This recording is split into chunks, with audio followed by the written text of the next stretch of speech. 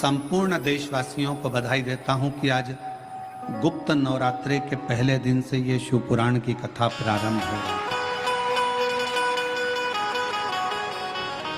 और आप सबको मालूम होगा 4 नवरात्रे होते हैं। उन 4 नवरात्रे में 2 नवरात्रे गुप्त माने गए और उसमें भी जो आषाढ़ महीने का जो नवरात्रा आता है, जो आज से प्रारंभ हुआ है, कहते हैं अगर कोई स्थिर होकर एकांत में बैठकर भगवान शंकर के नाम का मात्र संबोधन श्रवण कर लेता है, सुन ले, गुनगुना ले, शिव को याद कर ले, तो कहते हैं शिव और शक्ति की दोनों की कृपा उसके ऊपर बनी ही रहती है। और फिर निवेदन करेंगे, आज से नवरात्रे प्रारंभ हुए हैं, 9 दिन तक। ये गुप्त नवरात्रे के 9 दिन, अगर आपको ऐसा लगता है कि शिवजी आप बाबा मेरी नहीं सुन रहा, बहुत संघर्ष का जीवन चल रहा है, बहुत परेशानी का जीवन चल रहा है, बहुत कष्ट का जीवन चल रहा है और कोई मंजिल, कोई राह, कोई मार्ग दिख ही नहीं रहा है और कोई मंजिल, कोई राह,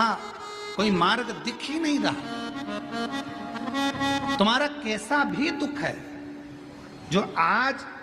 गुप्त नवरात्रे प्रारंभ हुए हैं 26 तारीख से, 26 जून से, आज से 9 दिन तक का एक नियम ले लो गुप्त नवरात्रे में कि मुझे शिवजी के मंदिर में अशोक सुंदरी वाली जगह पर एक बेलपत्र माँ हेमवती माता के नाम से, कौन सी माता? हेमवती, माँ हेमवती के नाम से एक बेलपत्र अशोक सुंदरी वाली जगह पर समर्पित करूंगी। 9 दिन का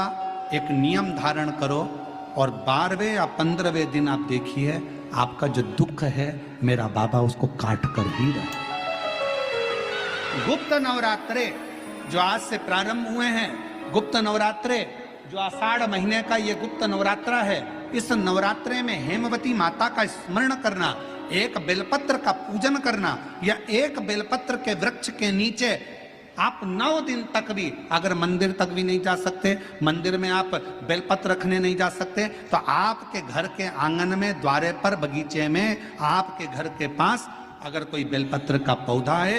वृक्ष है, उस बेलपत्र के वृक्ष के सामने एक बेलपत्र का पत्ता रखकर भी अगर आप उस पर जल चढ़ा रहे हैं या पूजन कर रहे हैं हेमवती माता के नाम से, तो उसका फल आपको मिलेगा। और मान लो बेलपत्र का वृक्ष भी नहीं है, हम मंदिर भी नहीं जा सकते, हम कहीं नहीं जा सकते, घर से बाहर कैसे निकलें, पानी तेज है, जलवृष्टि हो रही है, बहुत सा पानी है, तो क्या करें? अपने घर में जो शिवलिंग है, तुम्हारे घर में अगर जो शिवलिंग है, तुम्हारे घर में जो शिवलिंग विराजमान है, उसी शिवलिंग के साक्षी में, सम्मुख में भी अगर हेमवती माता का नाम लेकर अगर एक बेलपत्र समर्पित करोगे 9 दिवस तक, तो उसका फल मिलेगा जरूर, उसका फल मिलेगा।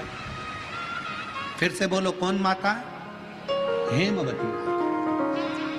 कौन है ये? शिव महापुराण की कथा कहती है, जब माता पार्वती जी हिमालय राज के घर में प्रगटी और हिमालयों की कंदरा में बैठकर मां पार्वती जी तप साधना में लीन हुई, जितनी परीक्षा भगवान शंकर ले सकते थे शिव जी ने सारी परीक्षा ली। ब्रह्मदेव परीक्षा लेने आए, भगवान नारायण परीक्षा लेने आए, इंद्रदेव आए, सप्तऋषि आए, सारे साधु संतों को परीक्षा लेने भेजा, पर मां उन परीक्षाओं में पास होती चली गई। तब भगवान शंकर ने दर्शन देकर कहा, पार्वती आज से तुम्हारा नाम हेमवती रहेगा। सुनो पार्वती, तुम्हारे इस नाम की आराधना जो तुम्हारे गुप्त स्वरूप में करेगा, उसको मनवांछित फल की प्राप्ति हो जाएगी। और वो फल, आज कथा अगर प्रारंभ हुई है और आप लोगों को मौका मिला है, तो इस कथा का स्मरण अपने जीवन में जरूर करें। अगर इस गुप्त नवरात्रे के अंतर्गत 9 लाल फूल और 5 श्वेत पुष्प, ये दोनों लोग कहते हैं गुप्त नवरात्रे में हम देवी की आराधना करें, गुप्त नवरात्रे में हम भगवान की आराधना करें, पर शिव महापुराण की कथा कर रही है, भगवान शंकर का चरित्र कथा है। अगर आपने देवी भागवत का स्मरण किया हो या भगवान शिव की एक पवित्र आनंदमय कथा स्कंद पुराण के काशी खंड में अगर सुनी हो या उसमें भी नहीं पढ़ पाए हो, तो शंगी ऋषि के चरित्र में आता है, शंगी बाबा ने वर्णन किया है कि किसी भी स्थान पर यदि हमारे घर में 2 शिवलिंग है नहीं है, तो किसी अपने घर के गमले में बगीचे में 2 पार्थिव लिंग का निर्माण, उसमें एक शिव जी का स्मरण करें और एक में माता पार्वती जी का स्मरण, एक पर 9 पुष्प लाल और एक पर श्वेत पुष्प 5 समर्पित करें, बाबा की आराधना करें, घी का दीप लगाएं, पूजन करें और बाद में उन शिवलिंग को और उन पुष्पों को विसर्जन कर, किसी भी नदी में, तालाब में, बावड़ी में, वहां नहीं विसर्जन कर सकते हैं तो किसी वृक्ष के नीचे उनका विसर्जन कर। और ये नवरात्रे, ये जो गुप्त नवरात्रे हैं, इस महीने में जो गुप्त नवरात्रे आती है इसी के अंतर्गत इसका पूजन है। एक बार हमने पहले वर्णन किया था, जिसके यहाँ संतान नहीं होती उसके लिए भी पहले जो आषाढ़ के महीने में जो गुप्त नवरात्रे आते हैं उसका स्मरण कराया था। चाहे गुप्त नवरात्रे हो चाहे सर्व नवरात्रे हो, केवल